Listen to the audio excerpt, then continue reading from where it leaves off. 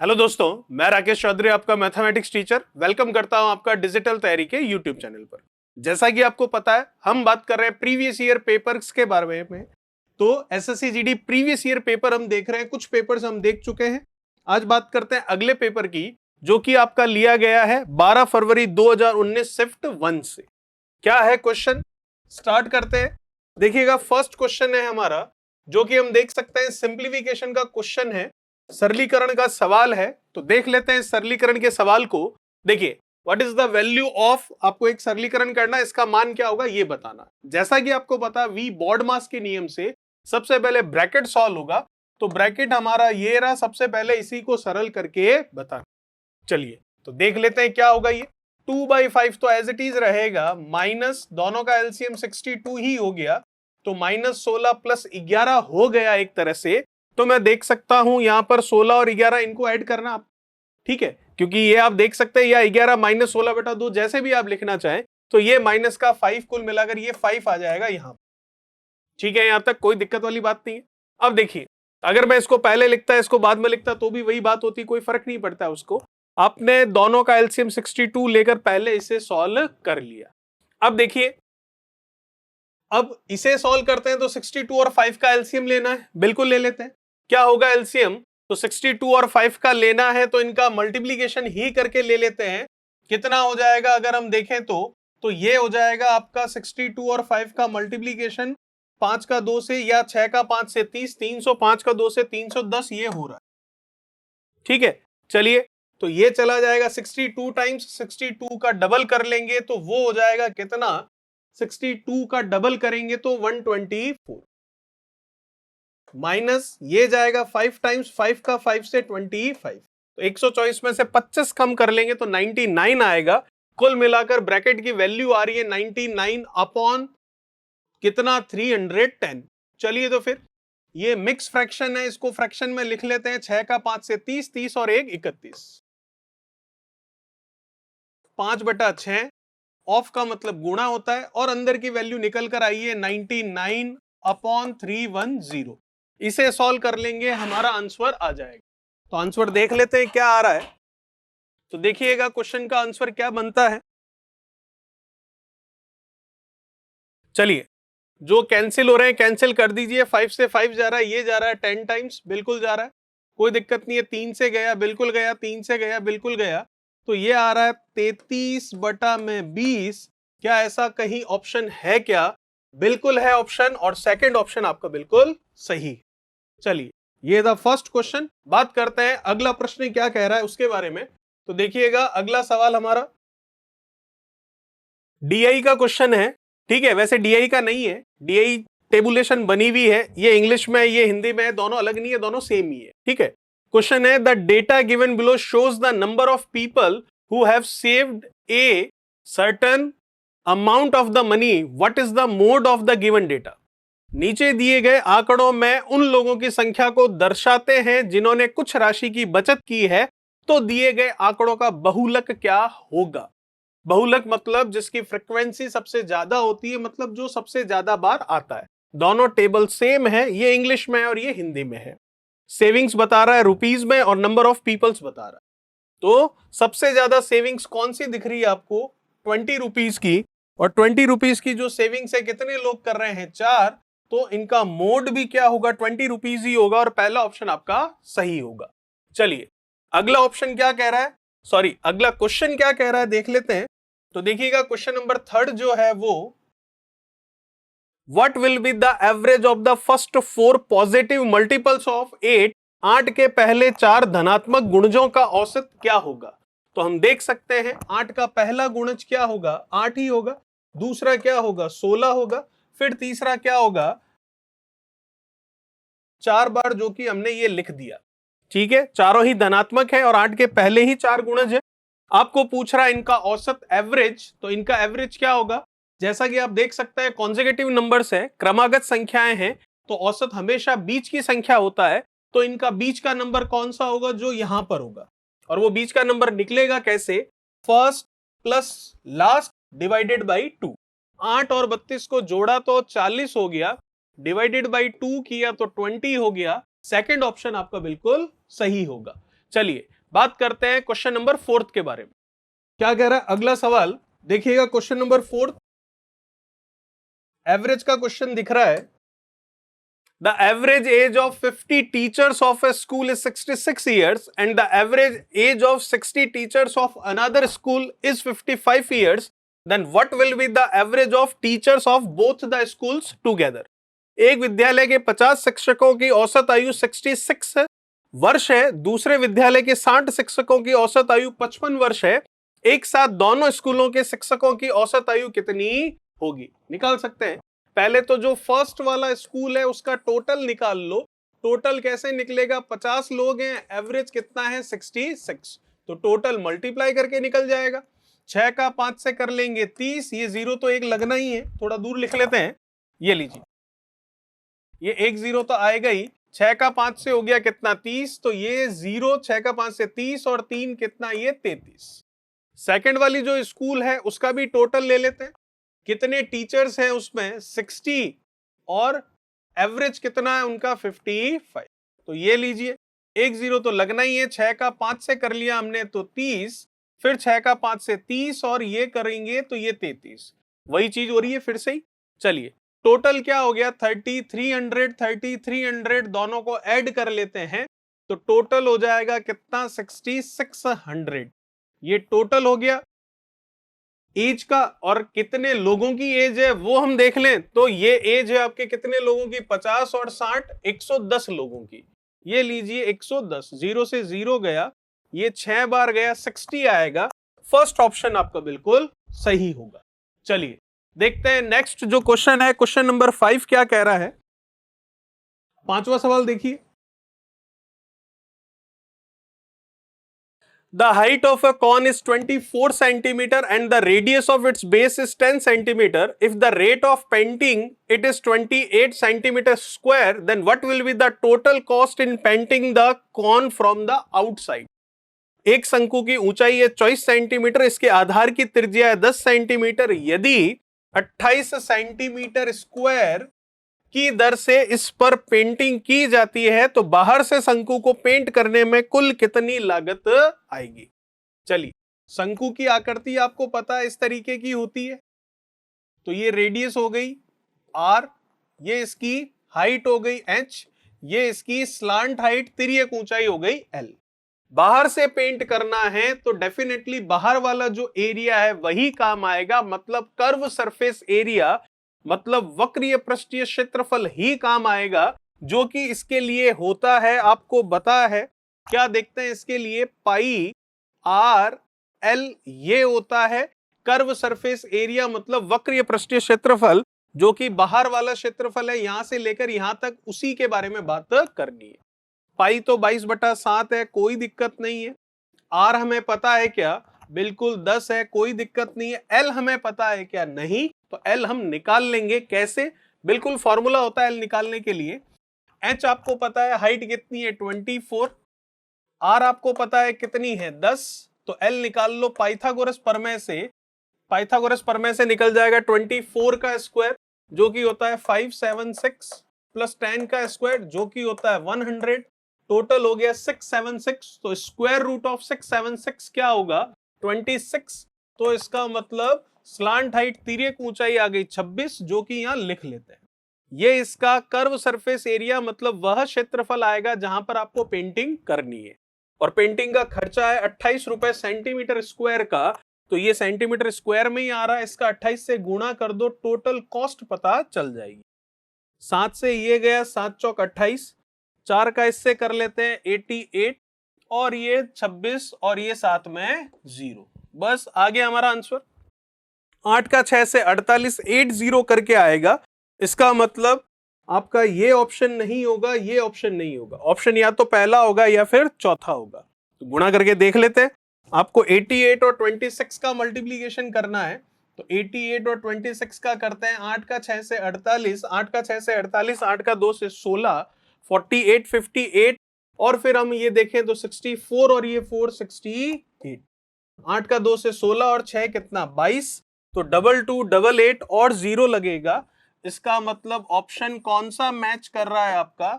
चौथा ऑप्शन बिल्कुल सही होगा। तो खर्चा आ जाएगा 22,880 रुपए का। ठीक है, चलिए अगला प्रश्न क्या कह रहा है देखते हैं। क्वेश्चन नंबर 6 देखिएगा। Anil goes to his office at the speed of 35 km per hour and returns to his home at the speed of 30 km per hour. If he takes total 39 hours, then what is the distance between his office and home? Anil 35 kilometre प्रति घंटे की गति से अपने कार्यालय जाता है और 30 किलोमीटर प्रति घंटे की गति से वापस आ जाता है। यदि उसे कुल 39 घंटे का समय लगता हो तो उसके कार्यालय और घर के बीच की दूरी कितनी है वो हमें बतानी। टोटल टाइम आपको दे रखा है 39 मिनट्स, उनको घंटे में बदल दिया 60 का भाग दे। जाते समय और आते समय कुल मिलाकर समय दे रखा है, तो जाते समय कितना लगेगा, डिस्टेंस अपॉन स्पीड। डिस्टेंस पता नहीं है तो डिस्टेंस डी मानी और स्पीड कितनी है 35। आते समय डिस्टेंस वही है और स्पीड कितनी है 30 की, तो डिस्टेंस अपॉन स्पीड जाने का टाइम, डिस्टेंस अपॉन स्पीड आने का टाइम, कुल टाइम है 39 मिनट का, जिसको 60 से भाग देकर हमने घंटे में बदल लिया। कुछ कैंसिल हो रहा है तो इधर देख सकते हैं, बिल्कुल 3 से जा रहा है ये 1 और ये 3 से ये चला जाएगा, 3 से चला गया ये और ये 3 से चला गया 2020। चलिए अब एलसीएम ले लेते हैं 35 और 30 का, तो ले लेते हैं, क्या आ जाएगा 35 30 ही ले लो, 35 गया 30 बचा, 30 गया 35 बचा, ये कितना आ गया 13 और ये कितना 20। चलिए कुछ कैंसिल होने के लिए है, बिल्कुल है, ये कैंसिल हो गया। और कुछ यहां पर कितना हो गया, ये 65 65 डी, ये 35 और ये 3 और ये 13 और ये 2। 13 से ये गया 5 बार, 5 से ये गया 7 बार, डी निकालना है तो 7 का 3 से गुणा 21 और उसका आधा कर लेंगे तो आंसर आ जाएगा 10.5 किलोमीटर, जो कि हम यहां देखें तो कुछ दिक्कत आ रही है कहीं पर 39 मिनट्स ले लिए मैंने, 39 आवर्स ही दे रखा है वो। ठीक है, कोई दिक्कत नहीं है, बिल्कुल सही चल रहा है, अभी तक भी सही चल रहा है। सिर्फ और सिर्फ इतना सा काम कर देते हैं यहाँ पर, कोई दिक्कत वाली बात नहीं है। मैंने 39 मिनट्स रीड कर लिया था इनको, जबकि ये 39 आवर्स दे रखे हैं, 39 घंटे ही दे रखे हैं, कोई इशू नहीं है, कैलकुलेशन सब सही चल रही है। ये जो आपके 21/2 आया, इसको फिर से मैं 60 से गुणा कर लूंगा तो मेरा हिसाब साफ हो जाएगा। तो ये आ गया 30, 21 का 3 से गुणा कर लेते हैं तो 3 का 2 से 6, 630 किलोमीटर, मतलब तीसरा ऑप्शन आपका सही होगा। चलिए, वैसे डिवाइडेड बाय 60 नहीं करना था, बट गलती से कर दिया तो फिर से गुणा 60 से कर दिया, इस कैलकुलेशन को नहीं छेड़ा हमने। ठीक है, तो 630 किलोमीटर आ गया। अगला प्रश्न क्या कह रहा है देखते हैं, क्वेश्चन नंबर 7 जो है हमारे पास, 7वां सवाल देखिएगा। The price of two articles are in the ratio of 4:3 respectively. The price of first article is increased by 50% and the price of the second article is decreased by 10%. If the new price of the second article is 54, then what was the original price of the first article? दो वस्तुओं की कीमत है क्रमशः 4 और 3 के अनुपात में। पहली वस्तु की कीमत में 50% की वृद्धि हुई और दूसरी वस्तु की कीमत में 10% की कमी हुई। यदि दूसरी वस्तु की नई कीमत 54 रुपए की हो तो पहली वस्तु की मूल कीमत कितनी है बताइए। चलिए देख लेते हैं। ये फर्स्ट आर्टिकल है, ये सेकंड आर्टिकल है, 4 और 3 के रेशियो में प्राइस है, 4x और 3x मैं मान सकता हूं। पहली वस्तु की कीमत में 50% की वृद्धि हुई है और दूसरी वस्तु की कीमत में 10% की कमी आई है। यदि दूसरी वस्तु की नई कीमत 54 रुपए है, देखिएगा ये दूसरी वस्तु है, 3x इसकी प्राइस है पहले की, इसमें 10% की क्या आई है, कमी आई है। इसका मतलब इसका 90% हो गया है अब, जो कि हुआ कितना है, जो कि हुआ है 54 रुपए के बराबर। तो यहां से x की वैल्यू निकल जाएगी, बिल्कुल 0 से 0, 9 से ये जा रहा है कितना 6 बार, और मैं 3 से 6 भी 2 कर दूंगा इसको, तो x की वैल्यू मेरी आ गई 20। अब जब x की वैल्यू 20 आ चुकी है तो पहले और दूसरे आर्टिकल की पहले वाली प्राइस भी निकाली जा सकती है और अब नई वाली प्राइस भी निकाली जा सकती है। आपको कह रहा है पहली वस्तु की मूल कीमत कितनी थी। पहली वस्तु ये रही, इसकी मूल कीमत मतलब 4x, तो x की वैल्यू कितनी आई 20, 4 का 20 से गुणा 80, क्या 80 रुपए है? बिल्कुल है, सेकंड ऑप्शन आपका सही है। अगला क्या कह रहा है क्वेश्चन नंबर 8, देखिएगा, प्रॉफिट एंड लॉस का ही क्वेश्चन है। Selling price and the cost price of a book are in the ratio of 3:4, then what will be the profit और लॉस इन परसेंटेज। किसी पुस्तक का विक्रय मूल्य और लागत मूल्य 3 और 4 के अनुपात में है, तो लाभ या हानि का प्रतिशत क्या हो? चलिए देख लेते हैं। सेलिंग प्राइस, कॉस्ट प्राइस 3 और 4 के रेशियो में है, तो मैं देख सकता हूं 4 रुपए में खरीदा, 3 रुपए में बेचा, तो एक का नुकसान ही है। ठीक है, प्रतिशत निकालना है, मतलब 100 से गुणा। हमेशा प्रॉफिट या लॉस कॉस्ट प्राइस पर ही निकालते हैं, जो कि यूनिट में 4 यूनिट है, तो आंसर आ रहा है 25%। तो 25% वो भी लॉस या प्रॉफिट, 25% का लॉस ही है, और पहला ऑप्शन आपका बिल्कुल सही होगा। चलिए अगला प्रश्न क्या कह रहा है, देखिएगा। क्वेश्चन नंबर 9 के बारे में बात कर लेते हैं। तो क्वेश्चन नंबर 9 क्या होगा? C alone can complete a work in 20 days and D alone can complete the same work in 30 days. In how many days C and D together can complete the same work? ठीक है, C अकेले किसी काम को 20 दिनों में पूरा कर सकता है और D अकेले उसी काम को 30 दिनों में पूरा कर सकता है, तो C और D एक साथ कितने दिनों में इस काम को पूरा कर सकते हैं? चलिए, C कर सकता है कितने दिनों में? 20 दिनों में। फिर डी कर सकता है कितने दिनों में? 30 दिनों में। तो सी और डी कितने दिनों में कर लेंगे? 20 और 30 का मैं क्या लूंगा? एलसीएम लूंगा, लसअप लूंगा। तो एलसीएम क्या आएगा? बड़ा नंबर 30 है, एक बार 30 नहीं, दूसरी बार 60, जो कि इन दोनों से जा रहा है। 60/20, 60/30, टोटल वर्क कितना है? 60, दोनों से ही करवाना है, तो नीचे एफिशिएंसी दोनों की ही आएगी। 3 और 2 कितना? 5, तो ये आ जाएगा 12। 12 मतलब सेकंड ऑप्शन आपका बिल्कुल सही होगा। ठीक है, चलिए अगला प्रश्न क्या कह रहा है, देखिएगा, जो कि क्वेश्चन नंबर 10 है हमारा। What will be the difference between the compounded interest? Interested is compounded annually and the simple interest on a sum of 3200 at the rate of 20% per annum for the 2 year. ठीक है, 3200 रुपए की राशि पर 2 वर्षों के लिए 20% वर्ष की दर से चक्रवृद्धि ब्याज, जो कि वार्षिक रूप से संयोजित हो रहा है, और साधारण ब्याज का अंतर क्या होगा? जैसा कि हम देख सकते हैं, प्रिंसिपल है हमारे पास 3200, कोई दिक्कत नहीं है।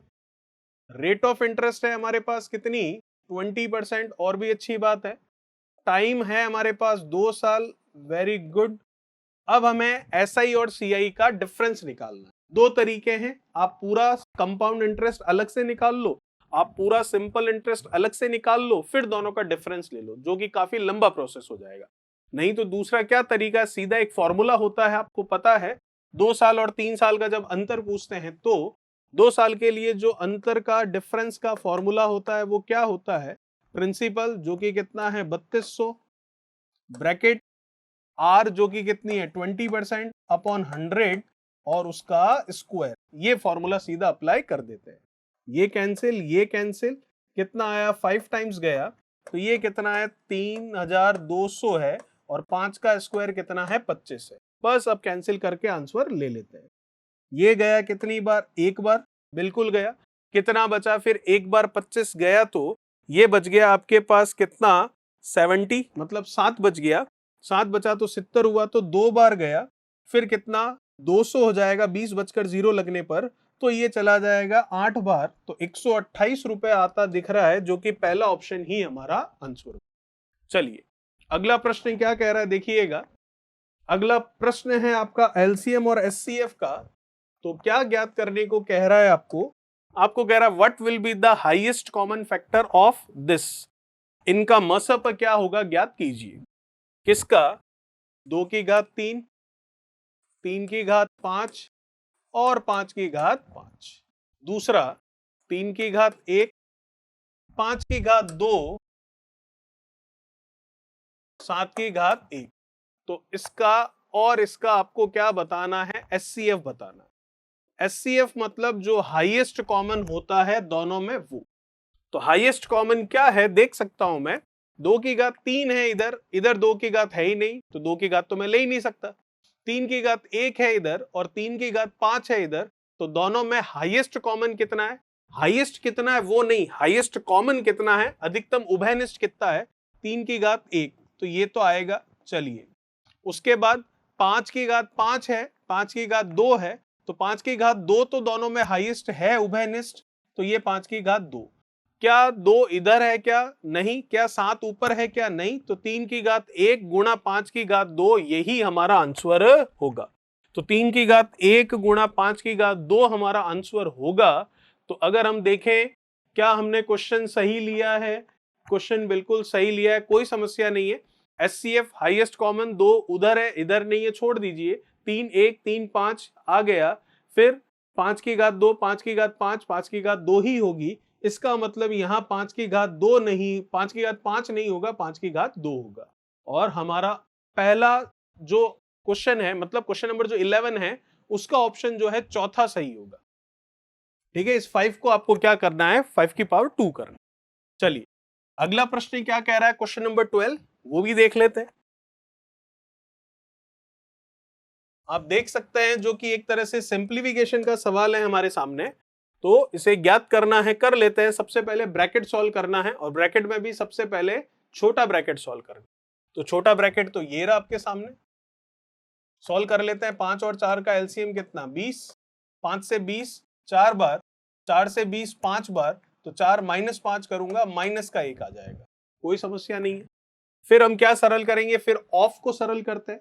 ऑफ ये रहा, और इसका मतलब क्या होता है, मल्टीप्लाई, तो कर लेते हैं। ये क्या है, 4 प्लस 200 अपॉन 50, ये प्लस 3/2 मल्टीप्लाई माइनस का 1 अपॉन 20। बस आ गया हमारा आंसर। तो ये तो चला जाएगा, बिल्कुल चला जाएगा। कितनी बार जा रहा है, ये 4 बार जा रहा है। 4 और 4 ये तो 8 हो गया। चलिए, फिर प्लस माइनस का माइनस हो गया मल्टीप्लीकेशन, और ये 3 अपॉन में 20 का डबल कितना, ये 40। इसे सरल करना है और आपका आंसर आ गया। एलसीएम कितना है, 40 है, बिल्कुल। 8 चौक 32, मतलब 320। 320 में से आप 3 कम करोगे, तो 320 में से 3 कम करोगे तो 317 बनेगा। तो 317 आ गया, और 317/40 मतलब पहला ऑप्शन आपका बिल्कुल सही होगा। चलिए, बात करते हैं अगले प्रश्न के बारे में। क्या कह रहा है अगला प्रश्न, देखिए। क्वेश्चन नंबर 13 है, जो कि a sum becomes 14 times of itself in 15 years at the rate of simple interest per annum. In how many years will thus become 92 times of itself? कोई भी राशि प्रति वर्ष साधारण ब्याज की दर से 15 वर्ष में 14 गुनी हो जाती है, तो कितने वर्षों में यह राशि 92 गुना 92 टाइम्स हो जाएगी? चलिए, राशि कितनी है पता नहीं, माना पी प्रिंसिपल 1 रुपए भी मान सकते हैं, 100 रुपए भी मान सकते हैं, 5 रुपए भी मान सकते हैं। जब कुछ भी मानना है तो पी को पी ही मान लिया, प्रिंसिपल को पी, मूलधन को पी ही मान लिया। 14 गुना हो जाती है, तो पी से 14 पी हो गई, तो ये तो प्रिंसिपल है और ये आपका अमाउंट है, मिश्र धन है। तो पी से 14 पी हुई है, तो ब्याज कितना मिला है, सिंपल इंटरेस्ट कितना मिला है, ये मिला है 13 पी। यही बात हुई। कितने समय में मिला है, 15 वर्षों में मिला है। तो सिंपल सा हिसाब है, 13 का ब्याज 15 साल में मिल रहा है, तो 1 का ब्याज कितने में मिलेगा, 15/13। क्या हमें 1 का ब्याज चाहिए? नहीं, हमें वो राशि करनी है 92 टाइम्स। तो 1 रुपए का 92 होना मतलब ब्याज कितना लेना, 91। पी का 92 पी होना मतलब ब्याज कितना लेना, 91 पी। तो 1 का ब्याज इतने में, तो 91 का ब्याज कितने में आएगा, तो वो 91 से मल्टीप्लाई करके हम देख लेंगे।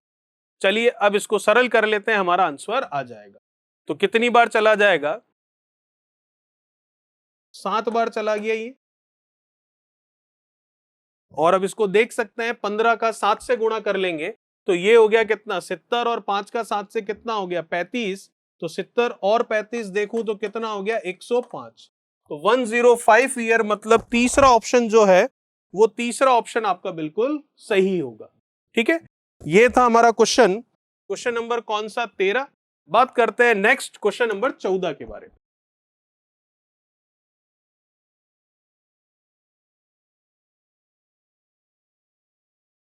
क्या कह रहा है क्वेश्चन नंबर 14 देखिए, B is 20% more than A and C is 25% more than B.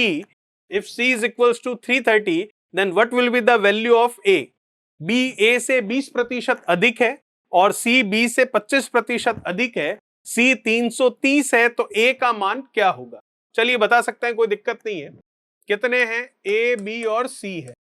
क्या बोल रहा है आपको? B A से 20% अधिक है, C B से 25% अधिक है। चलिए इन दोनों को अलग अलग से भी ले सकते हैं और तीनों को साथ में भी ले सकते हैं, कोई दिक्कत नहीं है। अलग अलग लेंगे तो ABC का रेशियो आएगा, ठीक है। B A से 20% अधिक है, तो B A से A 100 है, तो ये 20% अधिक है, तो ये 120 हो गया। कोई दिक्कत वाली बात नहीं है। B A से 20% अधिक, सेट हो गया। C B से 25% अधिक है, B आ गया 120, इससे 25% अधिक है, इसका मतलब 120 का 25% मतलब 1/4 हो गया एक तरह से। तो ये कितना हो गया? 30 अधिक है, तो 120 मैं 30 और जोड़ दूं तो 150 C की वैल्यू आ गई। यूनिट के तौर पर आएगी। आप कह रहे हैं C की वैल्यू तो 330 दे रखी, आपने 150 कैसे निकाल ली? ये हमने इकाई के तौर पर, यूनिट के तौर पर निकाला, ठीक है। तो C की वैल्यू 330 है, तो A का मान क्या होगा? तो C के लिए मैं यूनिट देख सकता हूं, 150 है, तो 150 यूनिट की वैल्यू 330 है, तो 1 यूनिट की वैल्यू कितनी होगी? 330 अपॉन 150। क्या हमें 1 यूनिट की वैल्यू निकालनी है? नहीं, हमें A की वैल्यू निकालनी है। तो A के लिए मैं यूनिट देख सकता हूं, कितनी है? 100 है, तो A के लिए यूनिट 100 है, तो 100 से मल्टीप्लाई कर देते हैं। कैंसिल हो गया? बिल्कुल हो गया। और 3 से चला गया? बिल्कुल चला गया। 3 से चला गया? बिल्कुल चला गया। 5 से चला गया? बिल्कुल चला गया। 11 का 2 से 22 और ये 0 220 हो गया, तो चौथा ऑप्शन आपका बिल्कुल सही हो गया। बात करते हैं अगले प्रश्न के बारे में। देखिएगा क्वेश्चन नंबर 15 क्या कह रहा है। DI का सवाल है हमारा। क्या दे रखा है इंस्ट्रक्शन आपको? The table given below shows the runs scored by 4 different batsman B1, B2, B3 and B4 in 5 different matches of a series. ये बैट्समैन हो गए 4 और ये मैचेस हो गए 5 सीरीज जो है वो। क्वेश्चन क्या बनता है? व्हाट इज द पर match average number of run scored by batsman B3? बल्लेबाज B3 के द्वारा बनाए गए रन की प्रति मैच औसत संख्या कितनी है, बताइए। B3 के बारे में बात कर रहा है, ये रहा। कितने रन हैं इन्हें जोड़ लो और जितने मैचेस हैं उसका भाग दे दो, ठीक है। जोड़ लेते हैं इनको। कितना होगा? ये हो गया 50 और ये कितना 90 और ये 100 और ये हो गया 120 और फिर यहां पर देखें तो ये हो गया आपके 6 और 3 9 129 और ये हो जाएगा आपके 5 134 और ये 9 कर लोगे तो 143, फिर 7 और कर लेते हैं तो 150। 150 टोटल और डिवाइडेड बाई 5, तो ये आंसर देगा 30, जो कि चौथा ऑप्शन आपका बिल्कुल सही होगा। चलिए अगला सवाल क्या कह रहा है, देखते हैं। क्वेश्चन नंबर आपका 16 नंबर, उसी DI का क्वेश्चन है। क्या है question? What is the difference in the total number of run score by B1 and B4 in these 5 matches? इन 5 मैचों में B1 और B4 द्वारा बनाए गए रनों की कुल संख्या में कितना अंतर है, बताइए। B1 और B4, B1 ये रहा, B4 ये रहा, इनका आपको डिफरेंस ही बताना है, सिंपल सा। तो ऐड कर लेते हैं और डिफरेंस बता देते हैं। कितना हो जाएगा देख लीजिए। ये हो गया आपके 120 और 90 आपके हो गया कितना 210 और ये 210 के बाद 290 और ये हो जाएगा आपके 370 और ये हो जाएगा 390। 390 के बाद में ये हो जाएगा कितना 399 और ये हो जाएगा 5 करने पर 404। ये इसका टोटल आ गया। इसका टोटल कितना है वो भी देख लेते हैं। कितना हो जाएगा? ये हो जाएगा आपके 110 और 190 और ये हो गया 230 और ये हो गया आपके कितना 230 और 40 270। 270 के बाद में 280 हो गया और ये हो गया 280 के बाद में 291 और ये 293। इनका डिफरेंस बताना है, जो कि हमारा आंसर बनेगा। 7 इधर ले लेता हूं, 104 उधर ले लेता हूं, तो ये बन रहा है 111। तो 111 सेकंड ऑप्शन आपका बिल्कुल सही होगा। अगला प्रश्न क्या कह रहा है देखिए। क्वेश्चन कह रहा है आपको the length and the breadth of a rectangular garden is 12 centimetre and 9 centimetre, then what will be the area of the rectangular garden. एक आयताकार बगीचा है जिसकी लंबाई और चौड़ाई 12 और 9 सेंटीमीटर है, इस आयताकार बगीचे का क्षेत्रफल क्या होगा। बहुत ही आसान सवाल है, L और B का गुणा कर लो, लंबाई और चौड़ाई का गुणा कर लो, 12 का 9 से 108 हमारा आंसर आ रहा है, 108 सेंटीमीटर स्क्वायर, मतलब चौथा ऑप्शन आपका करेक्ट हो जाएगा। क्वेश्चन नंबर 18 क्या है, जो कि रेशियो का क्वेश्चन दिख रहा है, तो देख लेते हैं उसे। If A raised to B raised to C is equals to 4 raised to 5 raised to 6, then what is the ratio of 1 upon A, 1 upon B, 1 upon C? ABC का अनुपात दे रखा है, 1/A, 1/B, 1/C का अनुपात पूछा है। चलिए देख लेते हैं। तो 1 upon A मतलब 4, 1 upon B मतलब 5, 1 upon C मतलब 6। इसे आपको ज्ञात करके बताना। कर लेते हैं। जैसा कि आपको पता है 4, 5, 6 का एलसीएम भी लिया जा सकता है, नहीं तो दूसरा एक और तरीका होता है, 4 को छोड़ दीजिए, 6 और 5 का गुणा 30, 30 का 1 से गुणा 30, फिर 5 को छोड़ दीजिए, 6 और 4 का गुणा 24, 24 का 1 से 24, फिर 6 को छोड़ दीजिए, 4 और 5 का गुणा 20, 20 का 1 से 20। क्या कुछ कैंसिल हो रहा है क्या? बिल्कुल हो रहा है, 15, 12 और ये 10। अब ये कैंसिल हो रहा है क्या? नहीं। तो यही आपका अंतिम अनुपात है, जो कि आपका तीसरा ऑप्शन सही होगा। चलिए बात करते हैं अगले प्रश्न की। क्वेश्चन नंबर 19 नंबर क्या कह रहा है, देखिएगा। The perimeter of a rectangular table is 48 centimeter. If the area of the rectangular table is 128 centimeter square, then what will be the length of the table? एक आयताकार मेज है जिसका परिमाप 48 सेंटीमीटर है। यदि आयताकार मेज का क्षेत्रफल 128 सेंटीमीटर स्क्वायर हो तो मेज की लंबाई क्या होगी, बताइए।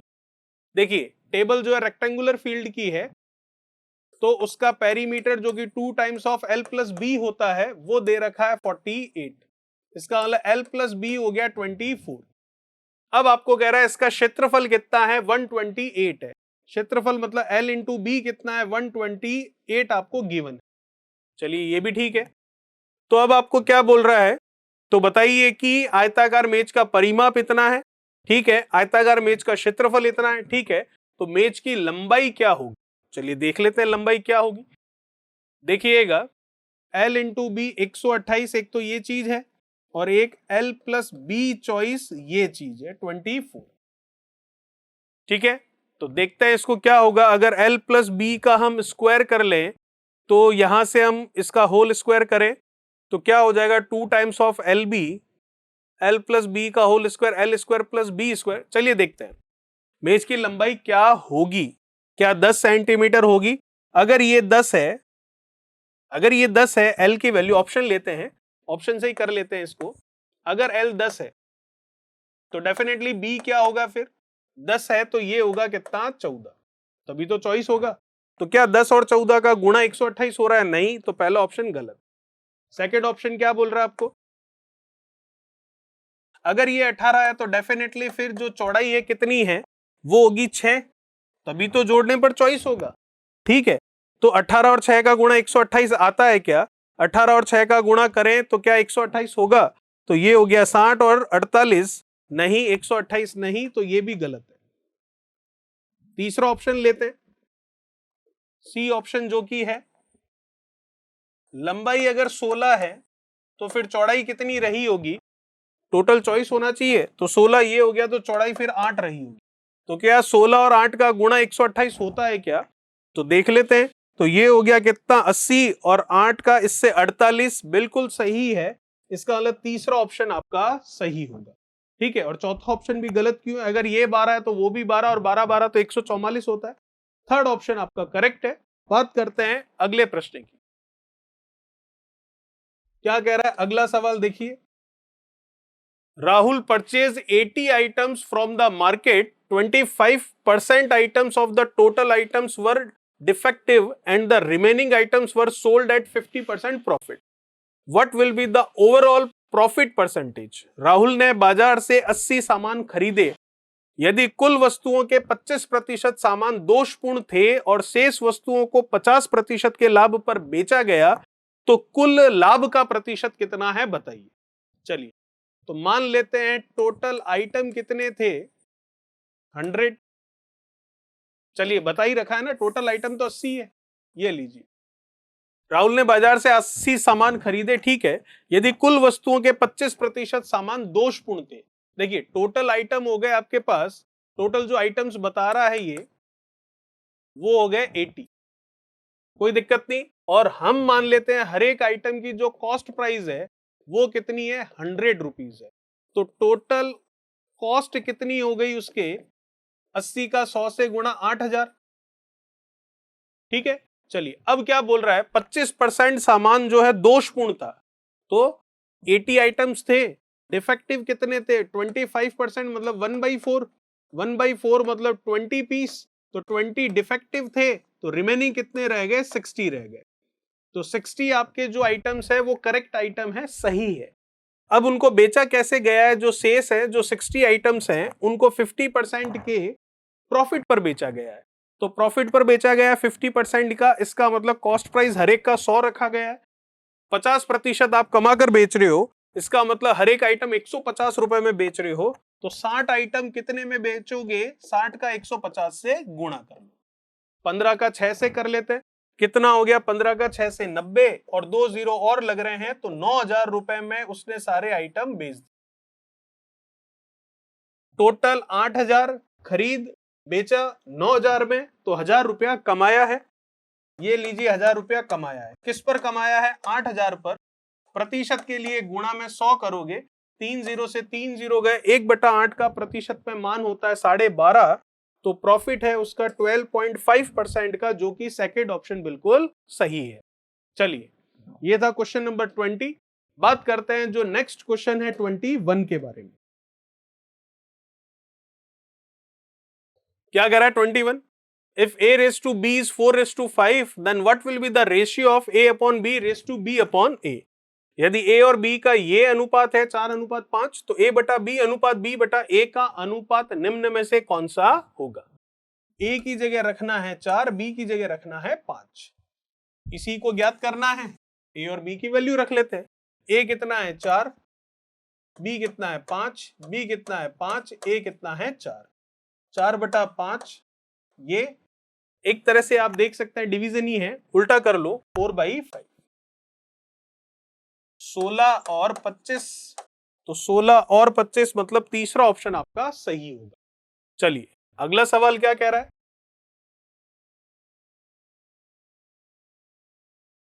डीआई का क्वेश्चन है आपका। इंफॉर्मेशन तो हमने पढ़ रखी है, देखते हैं क्वेश्चन। व्हाट इज द पर batsman average runs scored by these batsman in M5। M5 में इन बल्लेबाजों द्वारा बनाए गए प्रति बल्लेबाज औसत रन कितने हैं। M5 कौन सा है, ये रहा, ठीक है। टोटल करो पहले तो इनकी, तो कर लेते हैं 50 और ये 40 90 और ये 40 हो गया 130 और फिर ये 137 और ये हो जाएगा आपके 4 ऐड कर लोगे तो 137 और 4 141। डिवाइड कर लेते हैं 141 को हम, कितने बैट्समैन हैं 4 हैं, तो डिवाइडेड बाई 4 कर लेते हैं। 4 से जाएगा 3 बार 12, ठीक है। फिर कितना हो जाएगा 21, तो 4 से फिर जाएगा 5 बार 20, तो 35 पॉइंट कुछ आ रहा है और 35 पॉइंट एक ही ऑप्शन है, तो आगे सॉल्व क्यों करें, ऑप्शन में ही चेक कर लेते हैं। आंसर होगा 35.25, जो कि तीसरा ऑप्शन सही होगा। चलिए अगला प्रश्न क्या कह रहा है, देखते हैं क्वेश्चन नंबर 23 को। देखिएगा 23 क्वेश्चन जो कि लिया गया आपका कहां से, समय काम मजदूरी का दिख रहा है बिल्कुल। Vivek, Dev and Lalit alone can complete a work in 10 days, 15 days, 20 days respectively. In how many days Vivek and Dev together can complete half of the same work? विवेक, देव और ललित अकेले एक काम को 10, 15, 20 दिनों में कर सकते हैं। कितने दिनों में विवेक और देव एक साथ इसी काम के आधे हिस्से को पूरा कर सकते हैं। देखते हैं, विवेक है, देव है और कौन है, ललित। विवेक 10, 15 और ये 20, एलसीएम लेना है कितना 60, ये कितना 6, ये कितना 4 और ये कितना 3।